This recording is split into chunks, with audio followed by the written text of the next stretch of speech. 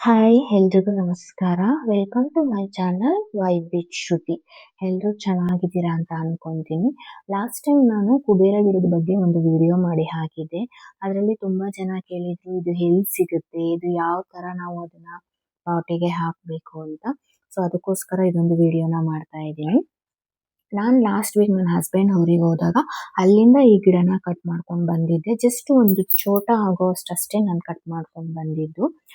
ಕೆಲವ್ರಿಗೆ ಡೌಟ್ ಇರುತ್ತೆ, ಇದರಲ್ಲಿ ಬೇರ್ ಇರುತ್ತಾ, ಇದನ್ನ ನಾವು ಯಾವ ತರ ನೆಡಬೇಕು ಅಂತ. ಸೊ ನಾನು ಅದು ಜಸ್ಟ್ ಒಂದು ರೆಕ್ಕೆನ ಮಾತ್ರ ಕಟ್ ಮಾಡ್ಕೊಂಡು ಬಂದಿದ್ದೆ. ಇದರಲ್ಲಿ ಬೇರೇನು ಇರಲಿಲ್ಲ. ನೆಕ್ಸ್ಟ್ ಇವಾಗ ನಾರ್ಮಲ್ ಆಗಿ ನಾನು ಮಣ್ಣನ್ನ ತಗೊಂಡ್ ಬಂದಿದ್ದೆ.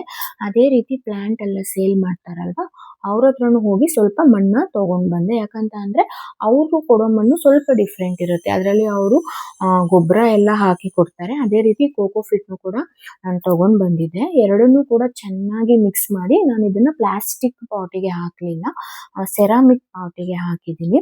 ಫುಲ್ ಒಂದು ಮುಕ್ಕಾಲು ಬರುವಷ್ಟು ಅದನ್ನ ಮಣ್ಣ ಹಾಕಿ, ಅದರಲ್ಲಿ ಏನು ಕಲ್ಲು ಆ ತರ ಏನು ಇಲ್ಲದೆ ಇರೋ ತರ ನೀಟಾಗಿ ಮಣ್ಣನ್ನ ಸಣ್ಣದಾಗಿ ಹಿಸ್ಕಿ ಸೆಂಟರ್ ಅಲ್ಲಿ ಜಸ್ಟ್ ಒಂದು ಹಾಫ್ ಇಲ್ಲ ಅಂತ ಅಂದ್ರೆ 1 ಇಂಚ್ ಆಗೋಷ್ಟು ಅಷ್ಟೇ ಅದನ್ನ ಒಳಗಡೆ ಪ್ರೆಸ್ ಮಾಡಿ ಸ್ವಲ್ಪ ಟೈಟ್ ಆಗಿ ಅದನ್ನ ನಮ್ಮಮ್ಮ ಅದನ್ನ ನೆಡ್ತಾ ಇದ್ದಾರೆ. ನೋಡಿ ಯಾವ ತರ ಅದನ್ನ ಹಾಕ್ತಾ ಇದ್ದಾರೆ ಅಂತ. ಇದ್ರ ಮೇಲೆ ನೀವು ನಾರ್ಮಲ್ ಆಗಿ ನಿಮ್ಗೆ ಮನೆಯಲ್ಲಿ ಸಿಗುವಂತ ಹೂಗಳನ್ನು ಕೂಡ ಹಾಕ್ಬೋದು. ಸ್ವಲ್ಪ ಒಣಗಿದ ಹೂಗಳನ್ನು ಕೂಡ ಹಾಕ್ತಾರೆ. ಆದ್ರೆ ಕೆಲವ್ರು ಹೇಳ್ತಾರೆ ಆ ತರ ಒಣಗಿದ ಹೂನ ಹಾಕಿದ್ರೆ ಅದಕ್ಕೆ ಉಸಿರಾಡಕ್ಕೆ ಜಾಗ ಆಗಲ್ಲ ಅಂತ.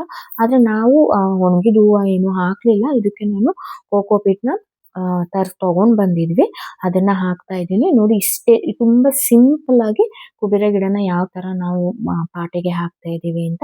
ಇದನ್ನ ಹಾಕಿ ಆದ್ಮೇಲೆ ಡೈಲಿ ಬೇಸಿಸ್ ಅಲ್ಲಿ ಸ್ವಲ್ಪ ಸ್ವಲ್ಪ ನೀರ್ನ ಕೂಡ ಹಾಕೊಂತಾ ಬನ್ನಿ. ಖಂಡಿತ ಕುಬೇರ ಗಿಡ ನಿಜವಾಗ್ಲೂ ತುಂಬಾ ಚೆನ್ನಾಗಿ ಬರುತ್ತೆ. ಹೋಪ್ಫುಲಿ ಇದು ನಿಮ್ಗೆ ಇಷ್ಟ ಆಗಿರುತ್ತೆ ಈ ಮಾಹಿತಿ ಅಂತ ಅನ್ಕೊಂಡಿರ್ತೀನಿ. Thank you so much. Please ನಿಮ್ಗೆ ಇದು ಇಷ್ಟ ಆದರೆ ನನ್ನ ಚಾನಲ್ನ ಸಬ್ಸ್ಕ್ರೈಬ್ ಮಾಡಿ. Have a good day. Thank you all.